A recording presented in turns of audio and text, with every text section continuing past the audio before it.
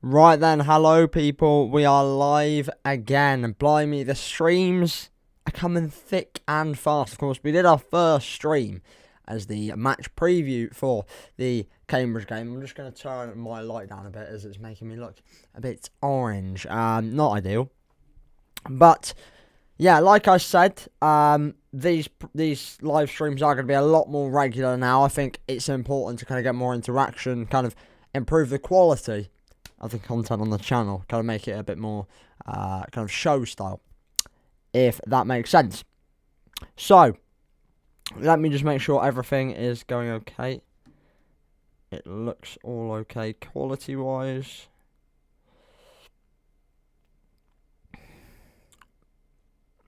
Okay.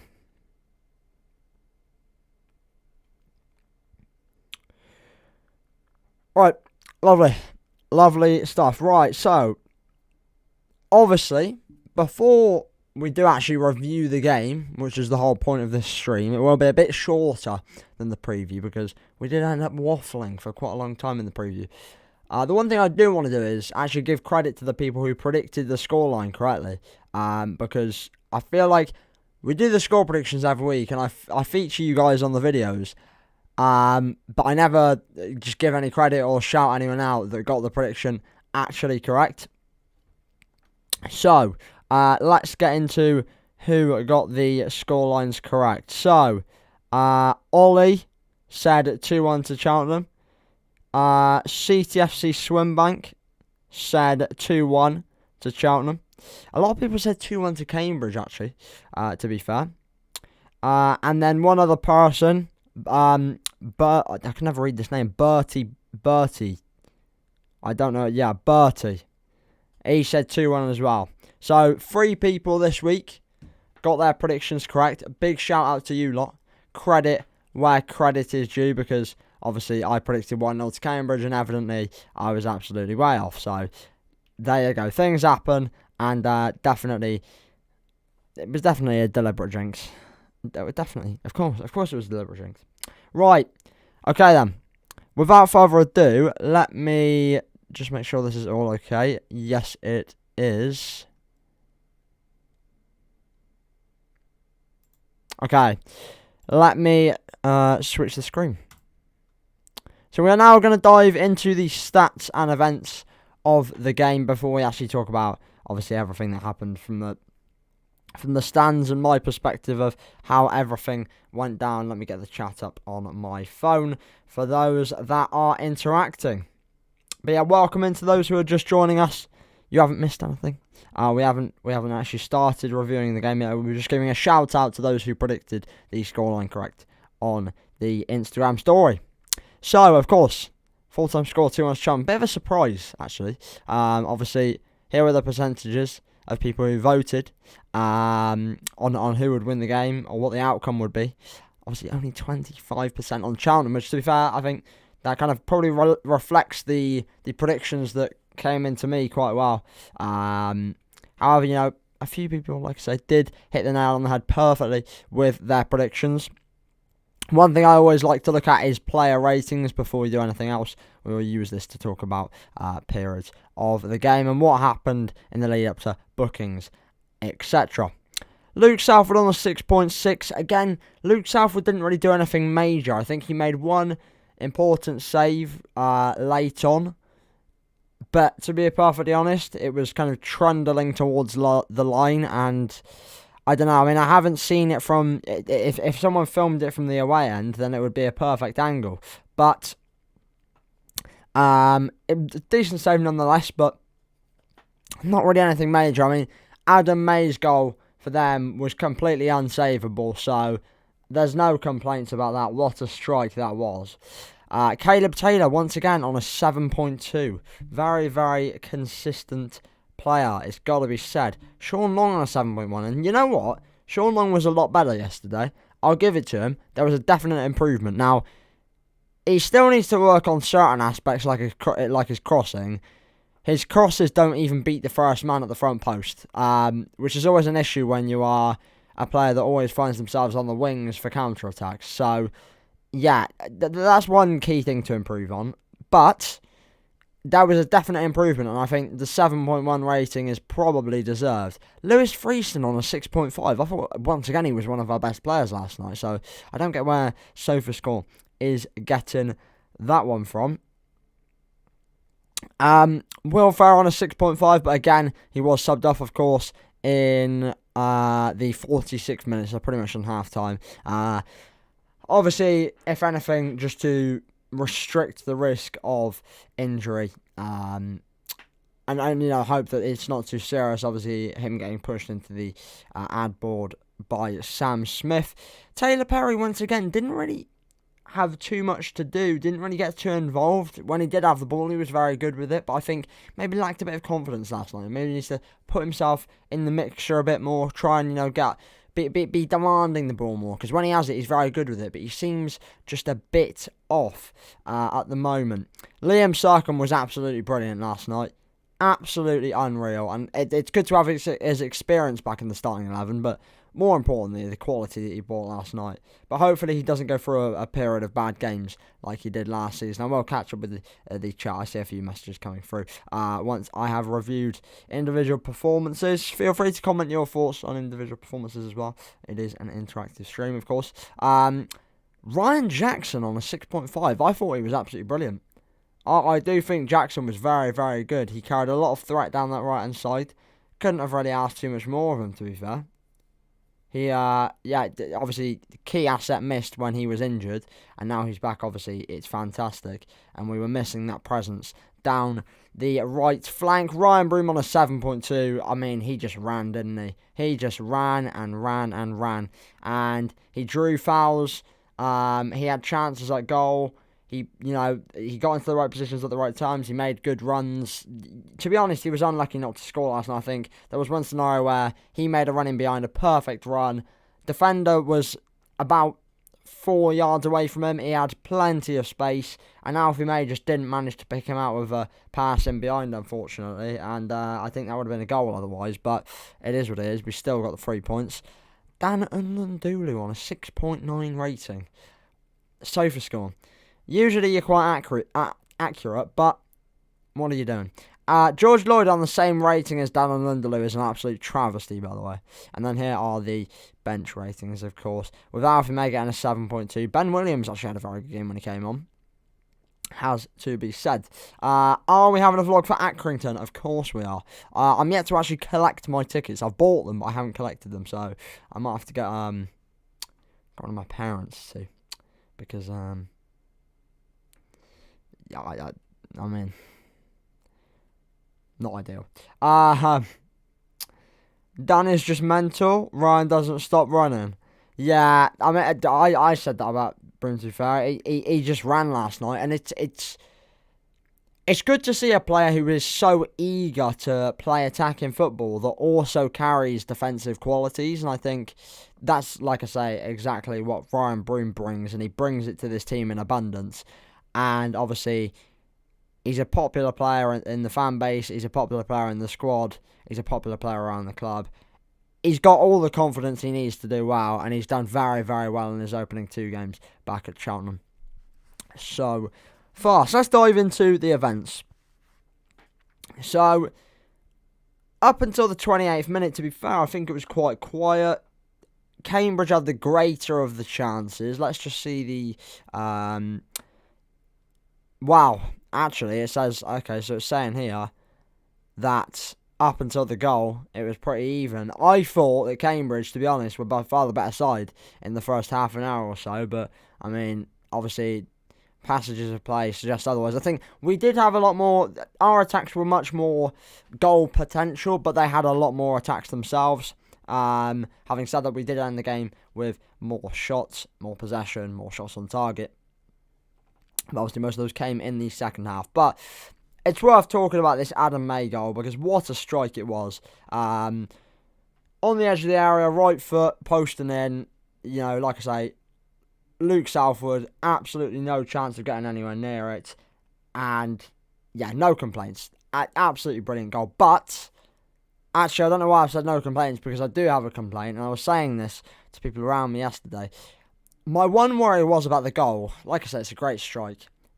keeper can't do anything about it. Defenders at that point can't do anything about it. But my one problem with it was there was so much space on the edge of the area. And to say we are playing 3 central defenders, 2 wing backs, and a midfield 3, with 1 slightly more advanced but 2 slightly further back, and a much larger defensive unit than most teams in this league, to say that we had so many players in the area and no one on the edge of the area, it's almost like Wade Elliott has got a plan to do something in that scenario. Evidently, that's why we had so many players back in the box. But it seems like we're struggling to adapt to the scenario because no one even looked to the edge of the box. And when you've got a player of Adam May's quality lurking on the edge of the area, you're asking for trouble. And I said when he got the ball in the edge of the area, it's a goal. Because he is notorious for scoring goals from the edge of the area, scoring solid goals. I can't remember the last time I saw Adam May score, a bit more of a sloppy or less high quality goal. Most of his goals are absolutely brilliant strikes, and it's as simple as that.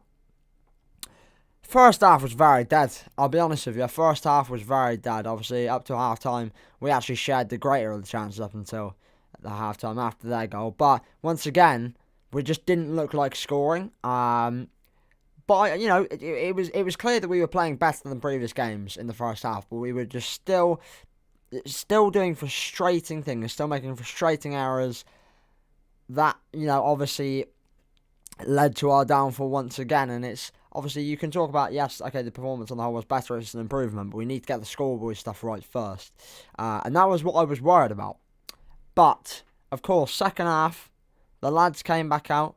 Ben Williams obviously coming on for Will Ferry because of, obviously, potential for injury. And then 59th minute, we were piling on the pressure. I mean, as you can tell here, up until the goal, look at these spikes of attacks and chances towards goal. We were absolutely all over them. And they didn't really get a look in for majority of the 45 minutes, it's fair to say. And then that Dan Alundalou goal, what a strike. Honestly, if I could put it on screen right now, I would. Because I'd love to watch it again, but I'm not going to overcomplicate the stream too much. What a strike from Dan Alundalou. For me, that pretty much ends the goal of the season debate already. Unless we see another Callum Wright-esque volley or something like that, I just can't see anything beating that strike. It's not. He doesn't even get a run up to it. The ball's still, and he just steps up to it and bends it into the far corner.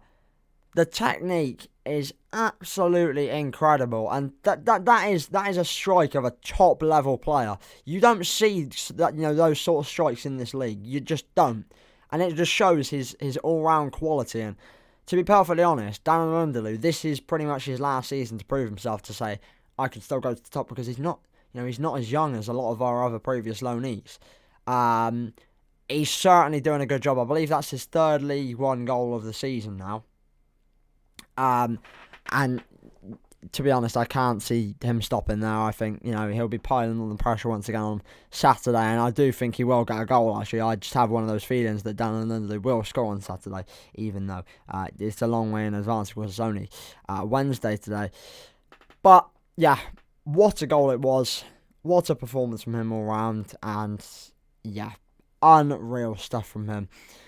I think the main change that really changed the game was Mayo for George Lloyd, because it just showed the difference in quality.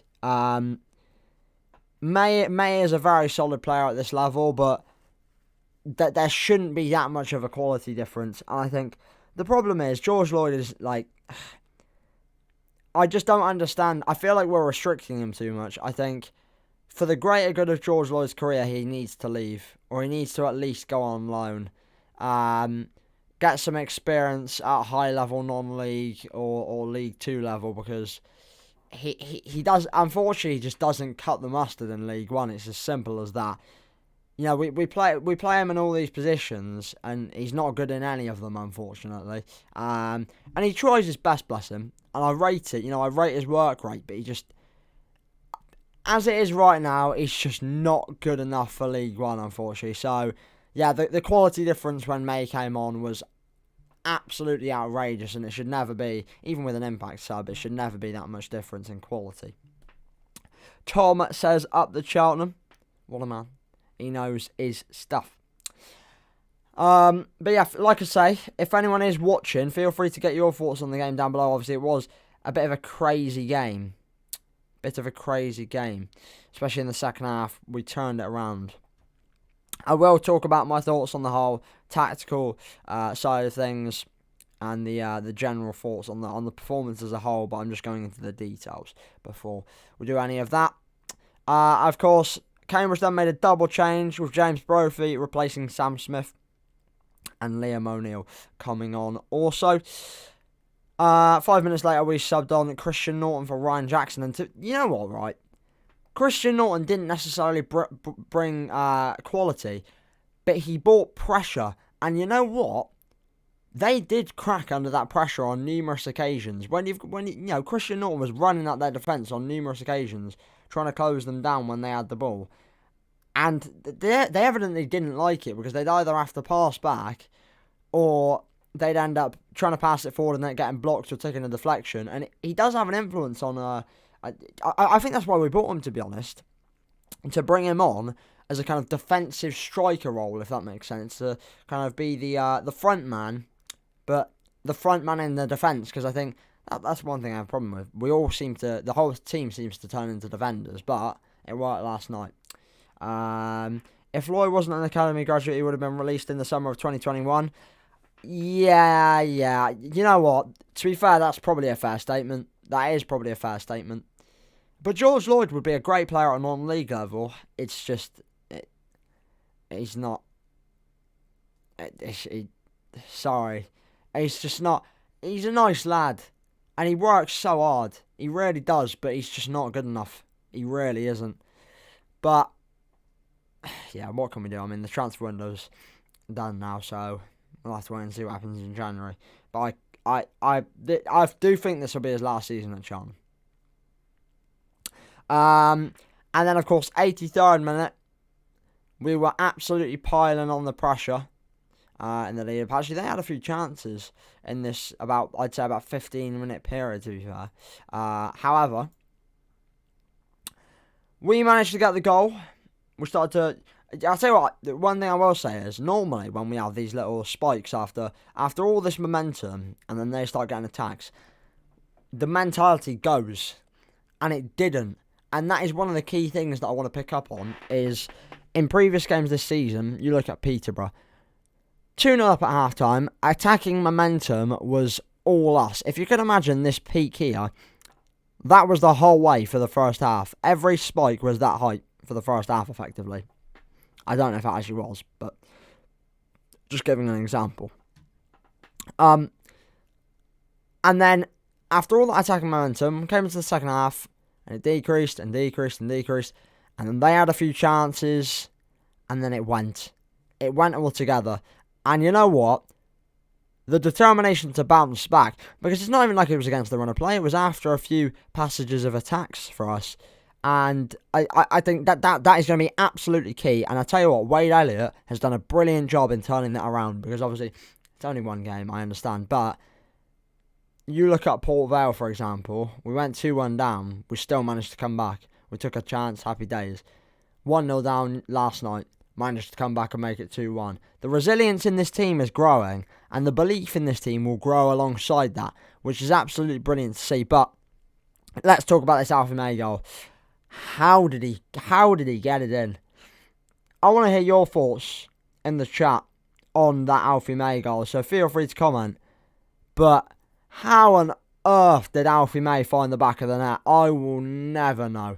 What a finish from such a tight angle. I believe it was with his left foot as well.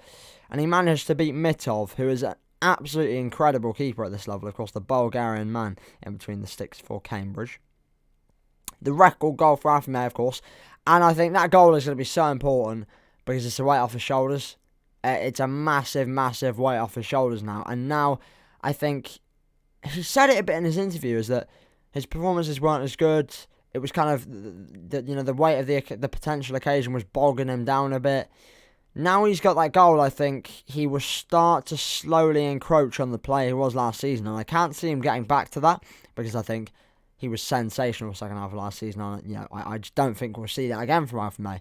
However, I do think now he's going to start growing back to as close as he can be to that previous Alfie May that we saw towards the second half and tail end of last season, who ended up third top goal scorer in EFL League One. But what a finish, and assist from Circum caps it off as well, which I think is absolutely deserved, because he deserved a goal contribution at some point because he was absolutely brilliant. Ben says, alright, Ben, how are we? Welcome into the stream. Good evening. Apologies, boys. My nose is a bit blocked, so I'm doing my best here. He did well to even keep the ball in. What a goal. Hopefully the goals keep coming. Now, yeah, I think that's almost like the floodgates have opened. We hope, touch wood, the floodgates have now opened for Alfie May. But, yeah, I do think it's a massive weight off his shoulders for sure.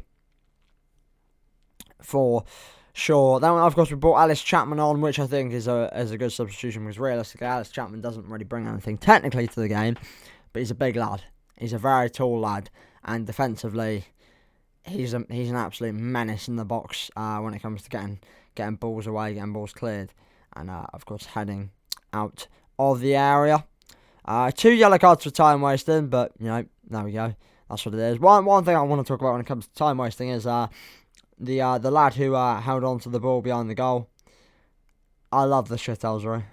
I absolutely love it, and it's fair to say, I can't remember which Cambridge player it was, but it's fair to say he was not happy. Shushing our fans.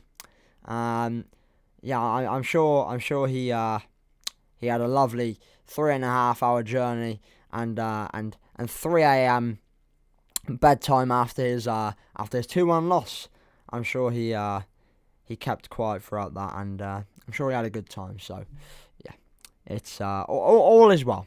But big shout out. We love the shithousery. But Luke Salford, of course. I tell you what, the one worry is, I was saying on the preview stream, at some point we're gonna give McDonald a chance. It's got to happen at some point.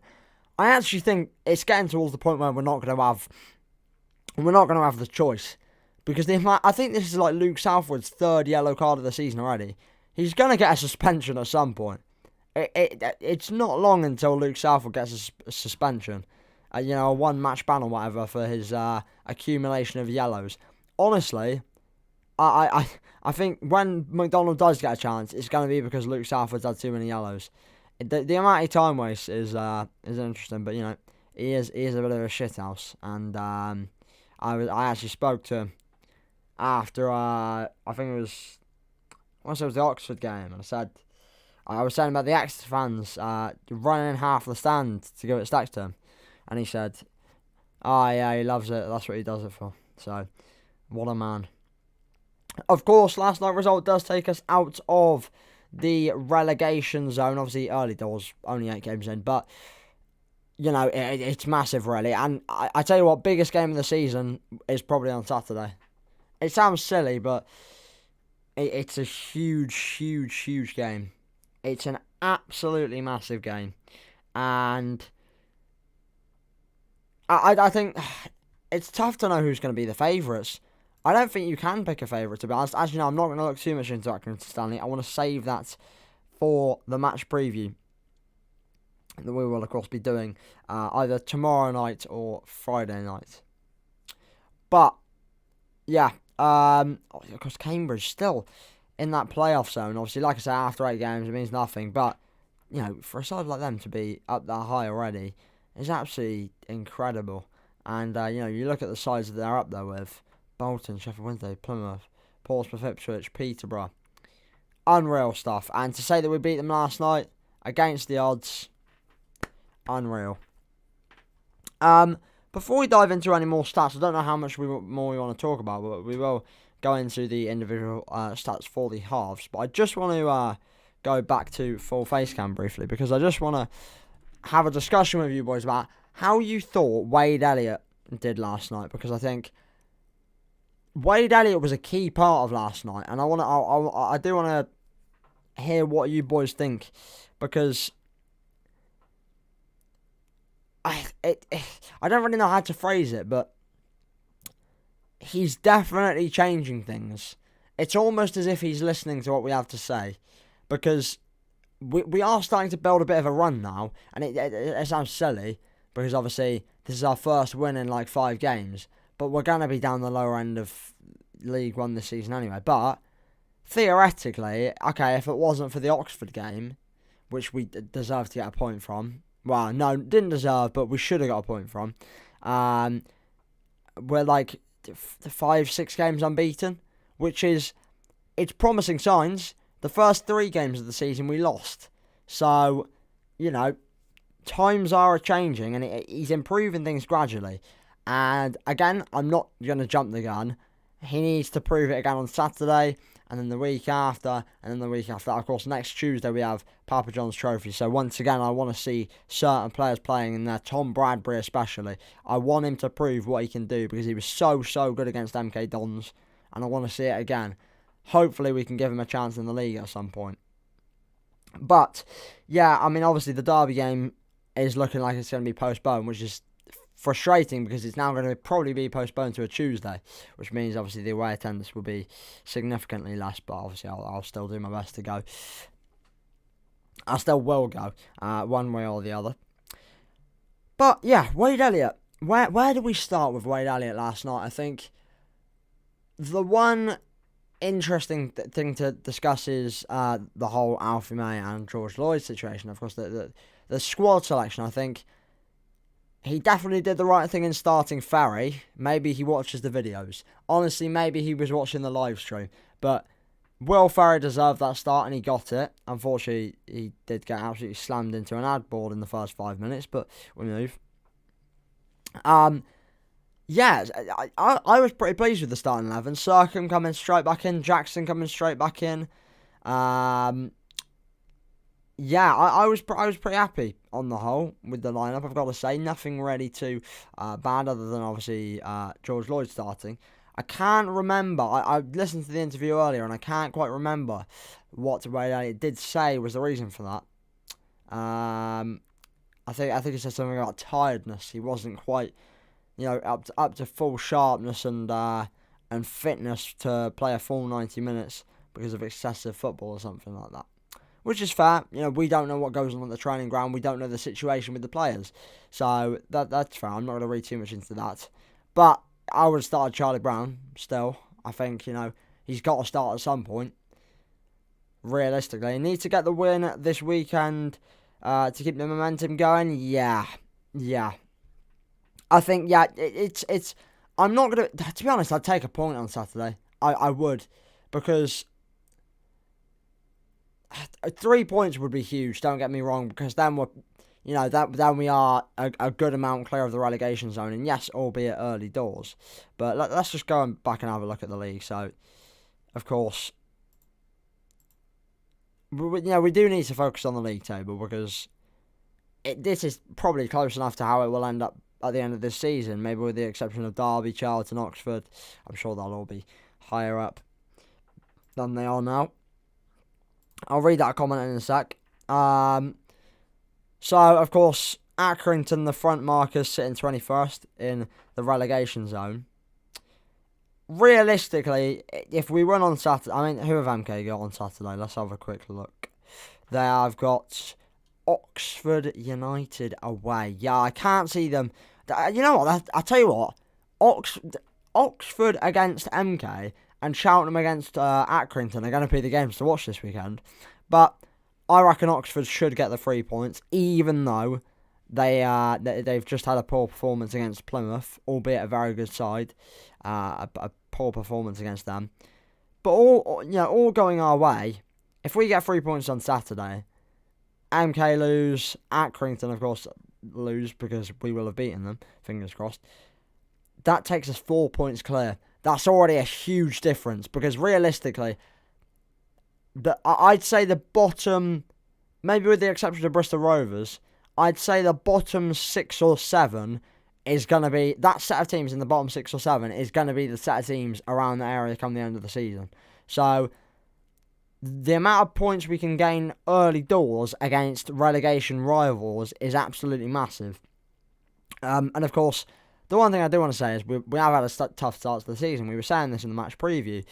We're yet to play Burton. We're yet to play Morecambe. We're yet to play MK in the league. We're yet to play Accrington. We're yet to play Forest Green, although we never seem to do well against Forest Green.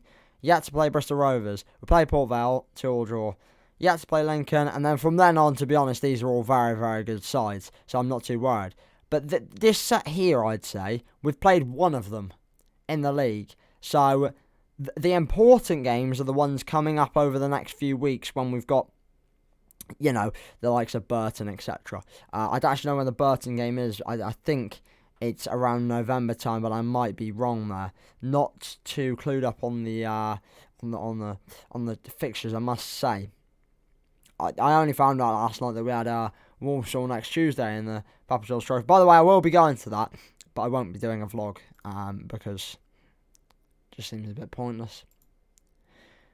Well, I might, who knows. I mean, if people want it, I'll do it, but realistically, probably won't. Right, let's get back to it. Elliott's substitutions were good.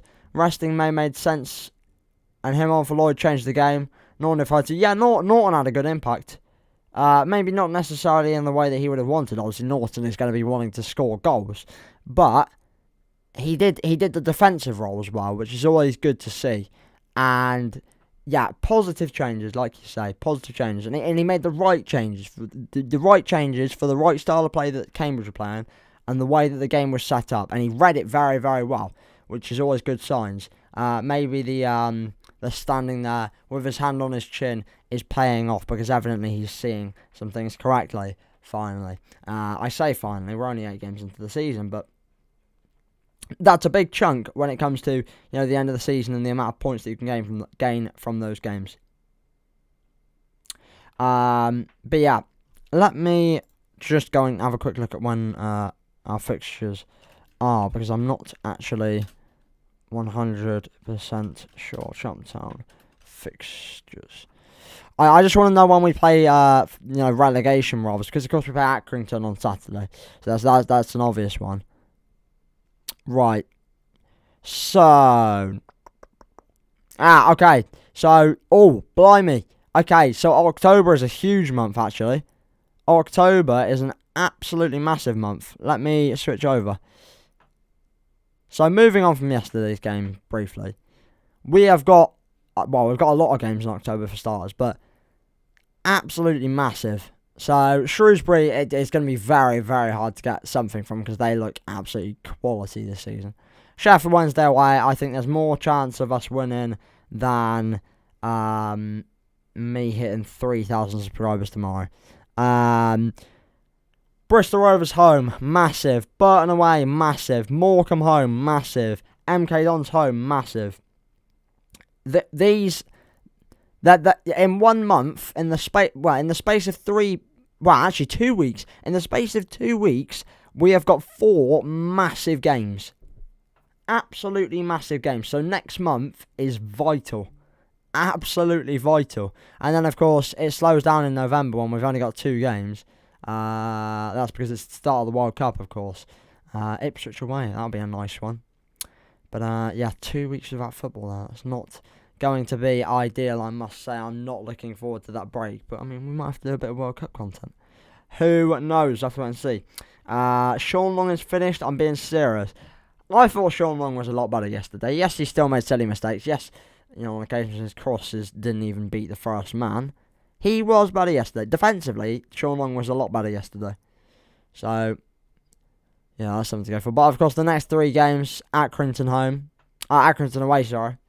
Walsall home in the Pizza Cup. Which, actually, to be honest, I think the Papa John's Trophy is going to be really important for us this season.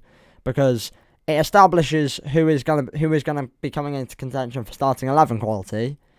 To replace certain players that in the league have not been performing well. So, to be honest, I'd like to see us progress in the Papa John's Trophy, just so that we can, get further games to experience. I'm not saying I want to go to Wembley. It's a fairly pointless competition, but it does bring in money as well, so there are benefits. And to be perfectly honest, Walsall, we may as well go for the win. Let's not do any experimentation. Well, obviously experiment with players and stuff, but no, don't go for all these tricky tactics. I say just go for the win, because the likelihood is Derby's going to be cancelled. Then we don't have a game for another week, or week and a half. We may as well, push for the win. And then once we win that, more money into the club from the EFL, of course, in charge of the Papa John's Trophy, and guaranteed into the next round. I don't see why we don't actually compete in this game, to be fair. Of course, you will be able to watch that on iFollow, I believe, for those that wish to watch. Is it possible to watch on iFollow?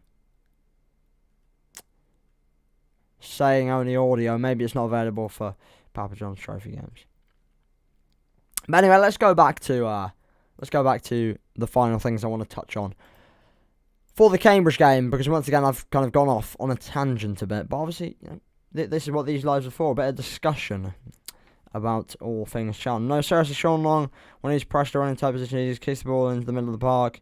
When it's right back, his runs are terrible. Yeah, I think that the pressure is a fair point, but we have a lot of players in the team that, struggle with the same thing. I don't know why the transition on some occasions doesn't seem to work. Right, I just want to reflect on these stats. So, both halves, we actually dominate. You know what? I don't understand how they've come out of the second half with more shots. I don't recall them having that many shots. I recall them having about 3 in the second. Oh, I'm not on the right screen, of course. Apologies. That is Tim Pot from me. I think Tom Bradbury will barely play for us. I don't think Wade trusts him. It's a frustrating one, because he's a very anticipated player when we bought him in. There were a lot of clubs after him, and I do think it's a bit of a waste of talent, honestly. And I think it is somewhat understandable, because he doesn't have the greatest of reputations now after the 7-0 Exeter loss, because he was in the squad for that game. But the whole team was crap. People that were saying, Bradbury was awful, the whole team was awful. There wasn't one good player in that 90 minutes in that squad in the Exeter loss. There was not one good player. So it does frustrate me a bit. He's played two games this season, one of which the whole squad was absolutely dire. And the second game, he was probably our best player, I would say. So I do want to see him play against Walsall, and we'll see how he does. It's a matter of consistency, and if he can pull a performance out the bag again, who knows? No, but Lewis Freeston has seriously stepped up. Don't you think he looks to play the ball like a modern defender? I tell you what, right? Yesterday, Lewis Freeston was absolutely brilliant, and this is one of the reasons I think he should be captain. Is he always comes up with something good out of a bad situation. When he's got the ball in the middle of the park, say on the halfway line, and everyone's in front of him, he's got no options right or left, and no one's moving. This seems to be an issue with us. We seem to be playing the mannequin challenge a lot of the times in these games. He always picks out a player. He's always playing positive football. He always looks to play it forward. He always looks to run on the ball. To be perfectly honest, I think just give him the armband, because I saw a comment the other day on one of my videos saying I don't understand the whole thing about captaincy. It's not the 1960s anymore. With the greatest of respects, captaincy is absolutely vital. As a player, you always look up to your captain at all levels, no matter what the level. You look up to your coach, but the next player you look up to is the captain, because they are trusted by the coach. They are the coach's best friend when it comes to a player. You set the tone for the mentality, the performance. If you're downbeat and you're having a crap game, that often reflects on the rest of the team. And I think the problem is with Sean Long, he's not positive enough. Yeah, yes, he's performed poorly this season, which probably contributes to it. But forget performances for a second. He just has he doesn't look positive when he gets the ball. He looks nervy. He doesn't seem to have confidence. I never see him communicating. All he does is point at someone. To be perfectly honest, he spends more effort putting a horse emoji on his Instagram post than actually doing a captain's job. And I know that's probably a bit harsh, but it's true. He's a good player. He really is. But he's letting himself down. If he wants to stay captain, he needs to put more effort in. It's as simple as that. And I think, captain is an accolade for a player. It's a prize, if anything, that a player wants in their career. It's a great thing to have on your CV. I played for this club and I was captain. And, while I was captain, we did this, we achieved this, we beat this team, we went on this run. I was captain for this length of time. Currently, Sean Long has got absolutely no perks to him being a captain. He hasn't really done anything. He hasn't really changed the mentality of the team. Oh, what's he done so far when he's captain? Oh, we beat Exeter and we beat Cambridge. Oh, we should have gone on a 6-game unbeaten run, but the ref... No, like... It just frustrates me when you've got so many... You've got a good young player who's been at the club for 3 years. He's improved so much. He's worked on himself so much, even under so much criticism from the fans. You look at even when he signed the new contract. When Lewis Freeston signed the new contract in the summer, I don't think there was one positive comment on Twitter. I looked through all the quote tweets, all the replies. I don't think there was one positive quote tweet or reply. And that says it all. All the criticism, all the lack of belief from the fan base, all the anger from the fan base, and the poor performances of last season, and the lack of game time. And he's bounced back. He's probably been our best defender this season, so far. He got player of the month last season. He's probably the loudest player on the pitch and deserves the captain's armband more than anyone else. He puts his body on the line, and I think he's started every game this season bar cup games. What more can he do? Yes, he's a young player, but a captain doesn't necessarily need to have experience. It's all good and well Sean Long having experience, but if he's not going to do anything with it, what's the point? Do you know what I mean? And I think, once again, even though we won last night, it reflected he didn't do anything. His performance was better. It's improved. It's a positive. But his captaincy, there's nothing there. There is absolutely nothing there. And I just don't see any positivity to his game. Honestly. Are you going to Aki this Saturday? Yes, I am. So different to last season, he's proved me wrong. He's proved everyone wrong. Who was captain last night? Was it Long? It was indeed Sean Long. Long and Raglan have been poor all season. Only Caleb Taylor and Freeston have played well at the back. That's harsh on Jackson and Will Ferry, I'd say. Even though Will Ferry's badly played, but when he has played, he's been brilliant. Jackson's been underrated too. Yeah, okay, well, there you go. I like Sean Long. He's a versatile player, and he's an overall good player and does a job for us. But he got rinsed by the Cambridge winger and has to be dropped. Well, no, the thing is, you can't even... If a player's got pace and you haven't, you're getting beaten. That happens. That happens at all levels. If you get slightly... Sorry, apologies. If you get slightly caught out on your feet, if you get slightly caught out of position, caught wrong-sided, whatever, and you're up against a player who is light on their feet and absolutely rapid, it happens. But it's just a lack of consistency. Well, he's been really consistent. He's been crap. there's no. I'm not going to sugarcoat it. He's been pretty poor. But he's been good. He was good last season. There is still a player there. I'm not. I'm all about giving players chances. I still believe in Long because he is a good player, but he's had a very, very poor start to the season. It's almost like... Actually, no, that's harsh to say. I was going to say Lewis Freeston and Sean Long have swapped games, but I actually think Lewis Freeston this season has been better than Sean Long has ever been, but that's because of how good Freeston has been. Sean Long cost us the goal because he was ball watching and knew he was never going to keep up with the... But he's too flat-footed. He's not a fast player as it is. He hasn't exactly got 99 pace, as FIFA players would say, but he's just too flat-footed, and he needs to read the game earlier. And I know with I can't remember who it was that made the run. Was it Tracy? It might have been Tracy. I think it was running down that left-hand side, but yeah, I don't know. It's tough. I think he needs to try and... He just seems a bit mentally slow, and I don't mean that in a disrespectful way or anything. He needs to read the game quicker, because if his feet can't move fast, his brain has to move fast. That's what it sounds silly now because I'm talking about my Sunday League experience. But the one thing that when I was getting coached by all these coaches, the one thing they would say was, because I'm not a fast player, I haven't got any pace, but the one thing they say is, if you can read the game in advance and you've got good vision and you know what's coming, you can prep for it and you let your brain do the talking, not your feet. And that's what you always have to do as a defender and a player like Sean Long is. Do you know if Ferry is okay after what happened to him yesterday? I do not know, unfortunately. I could ask someone, to be fair, but I don't know. I have not asked anyone as of right now. Just worried that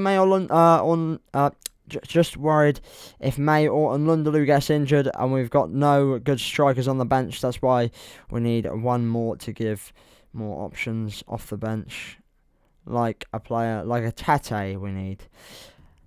I actually think that eventually, and I don't want to. I hate the term eventually with Cheltenham Town, because you simply can't be patient at Cheltenham, because the problem is players move on so quickly. Squads change every season. I think, you look at the starting squad yesterday. Luke Southwood wasn't here last season. Caleb Taylor wasn't here last season. Same with Will Ferry. Taylor Perry, okay, but for most of the season, wasn't here last season. Ryan Jackson wasn't here last season. Ryan Broom wasn't here last season. And Lundalu only for a period last season.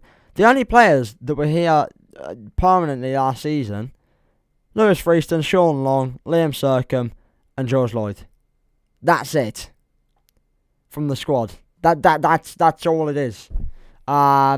So patience is a tough thing, but I think eventually Callum Ebanks will be a very, very similar player to that of Keon Atete. I do think he will. I see a lot of similarities in their games. I actually think Callum Ebanks probably has a lot more maybe skill and technicality on the ball than Keon Atete does. But obviously, it's a silly comparison at the moment, because one's scoring, the odd goal for Cardiff and one's playing for Eastleigh. So, there you go.